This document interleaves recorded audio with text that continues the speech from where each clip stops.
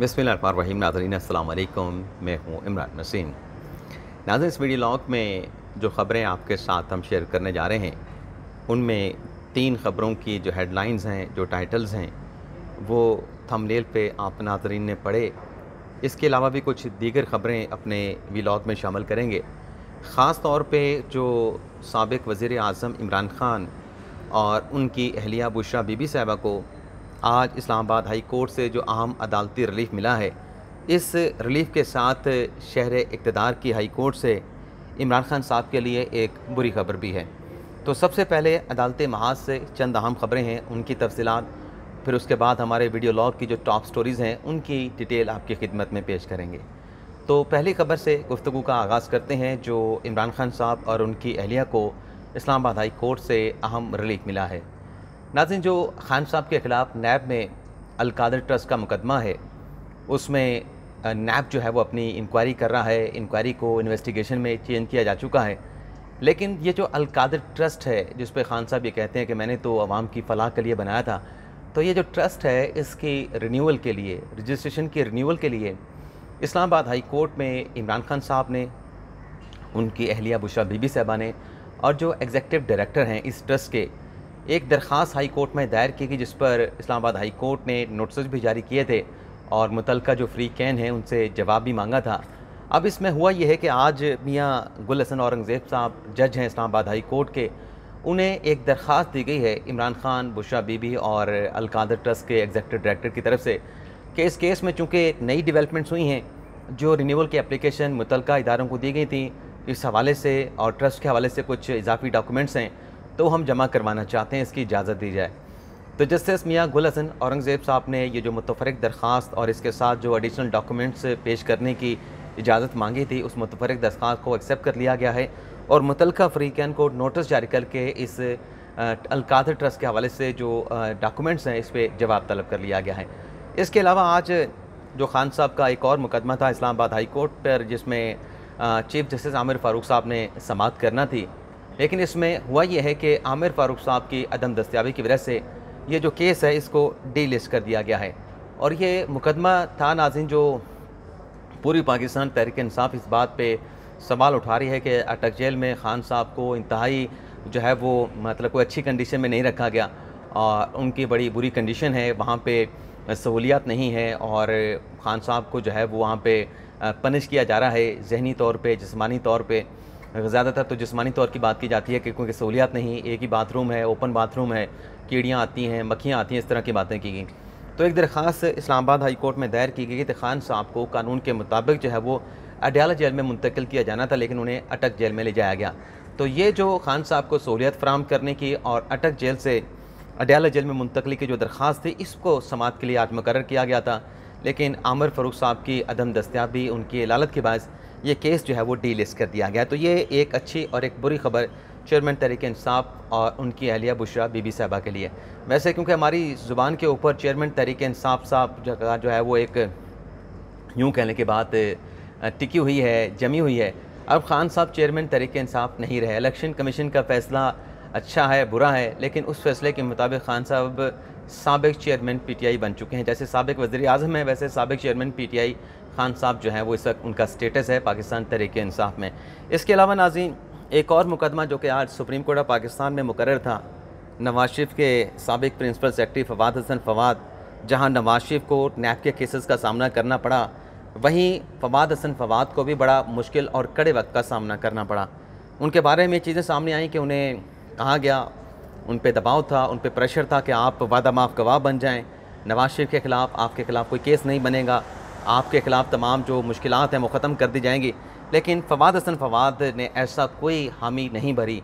तो उसके बाद फिर उनके ख़िलाफ़ भी आमदन से ज़्यादा असासाजात का नैब का रेफरेंस बनाया गया। तो उस रेफरेंस में हाई कोर्ट से फवाद हसन फवाद ने ज़मानत हासिल की थी। तो वो जो ज़मानत थी हाई कोर्ट से ग्रांट की गई फवाद हसन फवाद को, उसको नैब की तरफ से 2020 में सुप्रीम कोर्ट में चैलेंज किया गया था कि ये जो ज़मानत दी गई है फवाद हसन फवाद को, ये गैर कानूनी है, हक़ाइक़ को नहीं देखा गया, हक़ाइक़ के बरखिलाफ़ जो है वो मुलज़म को ज़मानत पर रिहा करने का हाई कोर्ट ने हुक्म सादिर फरमाया। तो लिहाजा बेल जो है फवाद हसन फवाद की, इसको कैंसिल किया जाए, रिकॉल किया जाए। तो आज उस बेल कैंसिलेशन की नैब की अपील के ऊपर समाअत हुई है और नैब के वकला ने ठहर के ये अदालत को बताया कि चूँकि जो मेन केस था जिसमें हमें फ़वाद हसन फ़वाद को हमने गिरफ़्तार किया था, जिसमें हमें फ़वाद हसन फ़वाद की जो अपना बेल कैंसिलेशन दरकार थी, उस केस में जनाब साबिक़ वज़ीर जो प्रिंसिपल सेक्रेटरी हैं वज़ीर आज़म के फ़वाद हसन फ़वाद साहब, वो चूँकि बरी हो चुके हैं, तो लिहाजा ये मुकदमा गैर मौसर हो चुका है। तो फ़वाद हसन फ़वाद के ख़िलाफ़ ये जो मुकदमा बेल के कैंसिलेशन का नैब का, इसे गैर मौसर होने की बुनियाद के ऊपर आज जो है वो डिस्पोज ऑफ कर दिया गया है।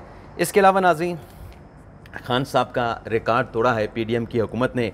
अब खान साहब के ऊपर हम तनकीद करते रहे कि खान साहब तो कर्ज़े माफ़ करवाने, कर्ज़े ख़त्म करने आए थे और मुल्क को माशी तौर पर आज़ाद करवाने के लिए आए थे, लेकिन खान साहब ने अपने दौर में सबसे ज़्यादा गैर मुल्की कर्ज़े लिए। यानी अगर पिछले 70 साल की तारीख़ निकाल के देखें तो कोई $25 बिलियन का कर्ज़ा था और ख़ान साहब जब छोड़ के गए तो खान साहब 25 से $50 बिलियन का, यानी उसको 100% उसमें इंक्रीज़ करके गए। तो ये खान साहब के हवाले से हम क्रिटिसिज्म करते रहे।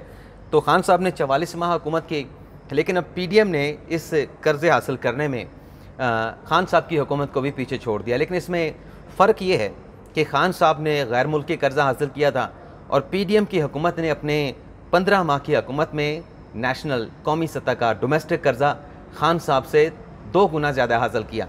यानी ये देखें कि खान साहब ने अपने 44 माह में जो मुल्की कर्ज़ा लिया वो 18.1 खरब था, और जो इत्तेहादी हुकूमत थी, शहबाज शरीफ साहब वज़ीर आज़म थे, इसने 15 माह में 18.5 खरब का कर्ज़ा लिया। खान साहब इंटरनेशनल कर्ज़ा लेने में सबसे आगे गए, डबल कर दिया। इन्होंने जो है वो सिर्फ 15 माह के अंदर अगर इनकी रेशो जाती अगर 45 माह तक, तो ये 2 गुना ज़्यादा कर्ज़ा खान साहब से मकामी तौर पे इत्तेहादी हुकूमत ले जाती अगर जिस पेस के साथ ये चल रहे थे। तो अब आ जाते हैं कि बुशरा बीबी साहबा की पेशगोइयाँ, ये क्या मामला है और कौन सी 7 पेशगोइयाँ। आज नाज़रीन, जावेद चौधरी साहब ने एक कॉलम लिखा है, उस कॉलम में जो बुशरा बीबी साहबा की मुबैना डायरी है उसका जिक्र किया गया है और इस डायरी के हवाले से भी कुछ और इंकशाफात किए गए हैं। एक तो ये कहा गया कि डायरी गैर मुल्की दौरे पे खान साहब को दी गई थी और जिस मुल्क के सरबराह ने दी थी उस मुल्क का मोनोग्राम भी उस डायरी पर मौजूद है। अब इस कॉलम में बजाय इसके कि हम डायरी पे बात करें, इसमें जावेद चौधरी साहब ये कहते हैं कि 6 माह पहले उनकी एक ऐसी शख्सियत के साथ मुलाकात हुई जो इमरान खान और बुशरा बीबी साहबा के दोनों के करीब थी। और इसमें जावेद चौधरी साहब ये बताते हैं कि उस शख्स ने मुझे कहा कि आप कहते हैं कि खान साहब दुकियानूसी और इस किस्म के ख्यालात के मालिक हैं, बुशरा बीबी के इस किस्म की बातों को मानते हैं।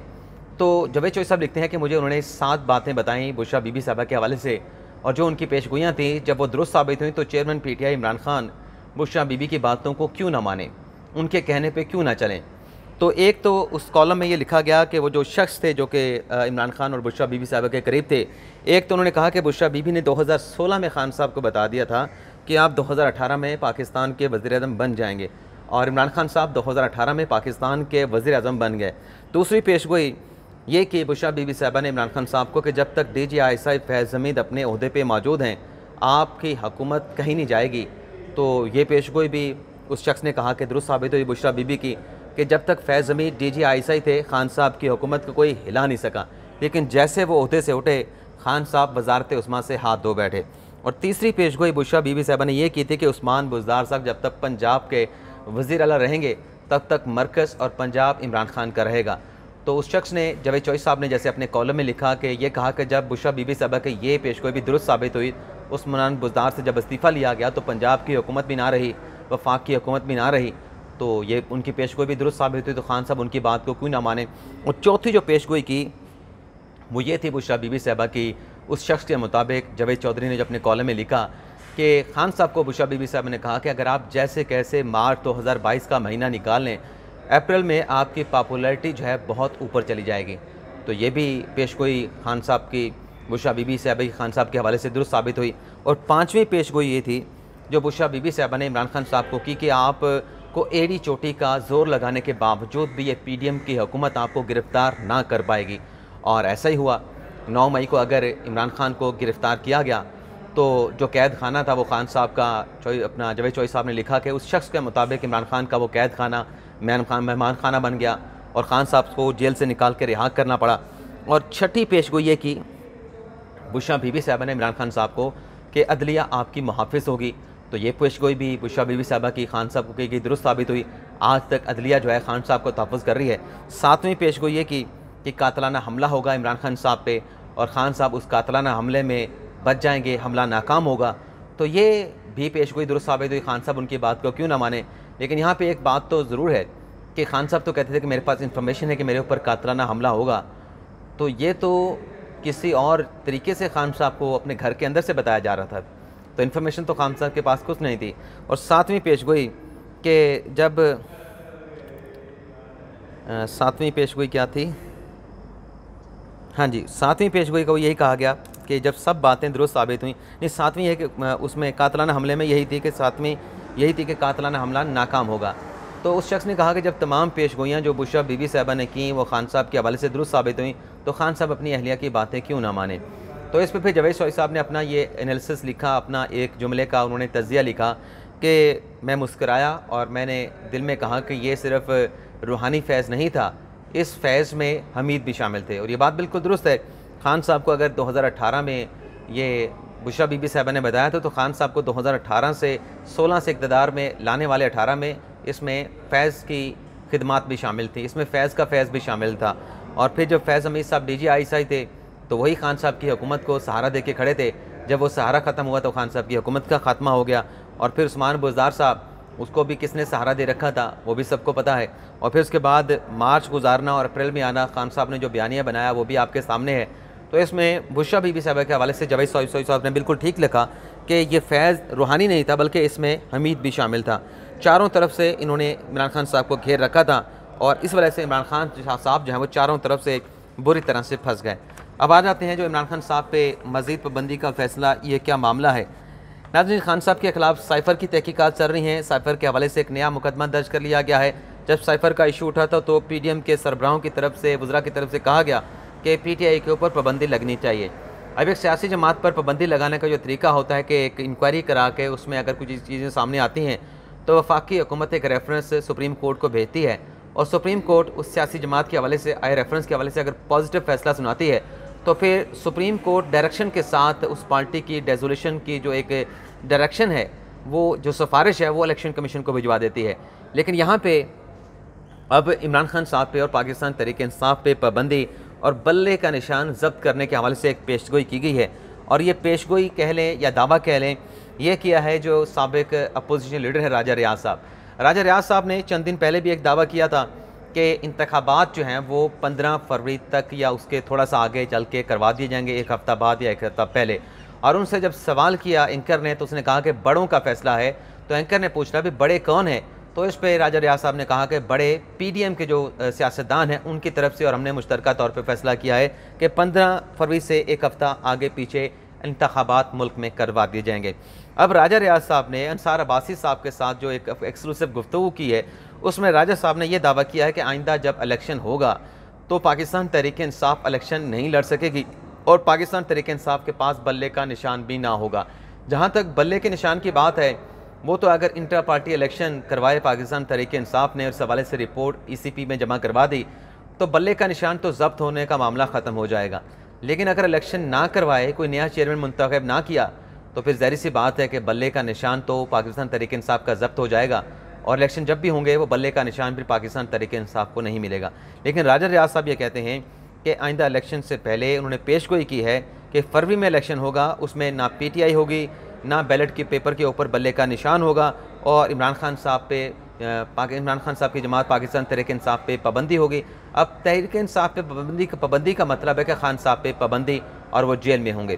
तो देखते हैं कि राजा रियाज साहब ने जो इतना बड़ा दावा किया है इस हवाले से क्या फर्दर डेवलपमेंट होती है, कोई कानूनी कार्रवाई होती है, कैसे होती है, क्या केस बनता है। लेकिन जो एक लीगल प्रोसीजर है वो मैंने आपको बता दिया है कि पहले तहकीकात होंगी।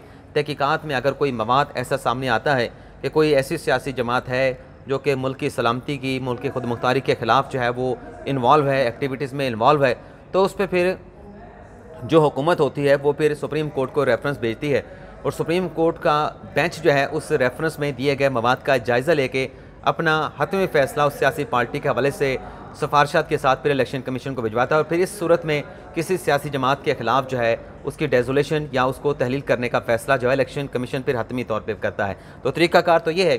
अब राजा रियाज साहब के ज़हन में क्या है कि कैसे पाबंदी लगेगी, बल्ले का निशान कैसे ज़ब्त होगा, इस हवाले से उन्होंने कुछ वजाहत नहीं की। तो ये नाज़रीन हमारा आज का वीडियो लॉग, आपसे इजाज़त चाहते हैं। अल्लाह ताला हम सब का आमीन नासिर हो, अपनी दुआओं में याद रखिएगा। अल्लाह हाफ़िज़।